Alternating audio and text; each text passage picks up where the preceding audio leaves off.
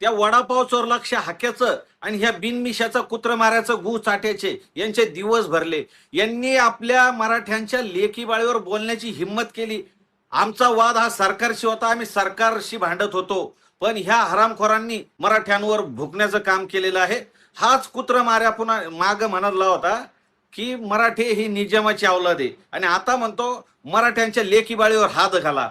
यो हाक्या म्हणला होता मागे की तुमच्या पुरी आम्हाला द्या. म्हणजे यांनी मराठ्यांवर भुकण्याचा कसा कॉन्ट्रॅक्ट घेतलेला आहे. मला काही काही मराठ्यांचं म्हणजे शंड असल्यासारखे वाटते. पण या दोघांना ओपन चॅलेंज आहे, ओपन चॅलेंज. आमच्या आज्याच्या फाटलेल्या याच्यातली पैदास आहे तुम्ही दोघ जण. आमच्या आज्यानं बाहेर जे पराक्रम केला होता त्यात तुम्ही दोघ जन्मलेले, त्यामुळे जास्त उडू नका. तुमच्या अंगात हे आमच्या आज्याचंच रक्त सळसळ करू राहिलं. तुमची मागणी तुम्ही सरकारकडे करायला पाहिजे होती.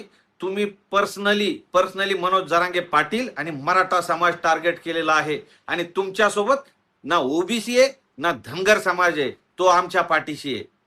जो तुम्हाला समर्थन करील आम्ही त्याला पण विरोध करू. त्या छक्क्यानं तर आज फोनच बंद करून ठेवलेला आहे म्हणे नावण्याने.